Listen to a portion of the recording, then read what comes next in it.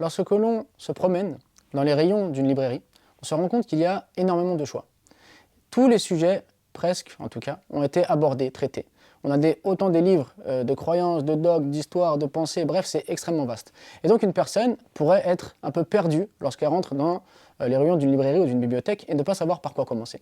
Et ce qui va se passer, c'est que bien souvent, le lecteur va prendre un livre par rapport à un auteur qu'il a déjà entendu parler, ou bien la couverture va l'attirer, il va acheter le livre, mais arrivé chez lui, lorsqu'il commence la lecture du livre, il est perturbé parce que peut-être qu'il ne comprend pas grand-chose, ou peut-être que les idées qui sont développées ne lui parlent pas du tout, ou bien peut-être que ça le bouleverse un peu parce que c'est une manière d'analyser les choses totalement différente de ce qu'il connaît.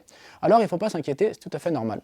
Il ne faut pas se dire « Ah je ne suis pas bon pour la lecture, c'est pas fait pour moi, je n'y comprends rien, j'abandonne ». Non, il faut comprendre qu'en fait, la lecture, comme toute autre chose, c'est un cheminement, c'est des étapes. Et donc il y a des livres avec lesquels on commence, il y a des livres avec lesquels on évolue, il y a des livres que l'on pourra appréhender qu'au bout du chemin, s'il y a un bout de chemin, dans le sens qu'il faut vraiment cheminer et aller étape par étape, et il ne faut pas désespérer et baisser les bras. Lorsqu'on ne comprend pas un livre, il suffit de le mettre de côté, passer à un autre livre, et on reviendra à celui-ci bien plus tard. Et bien souvent, quand justement on va lire un livre, ce livre-là va nous amener dans nos réflexions à vouloir approfondir une connaissance qui était développée à l'intérieur, et donc se diriger vers un autre livre, qui va nous amener vers un autre livre. En fait, la lecture, ça ne s'arrête jamais, parce que ça nous amène toujours vers autre chose.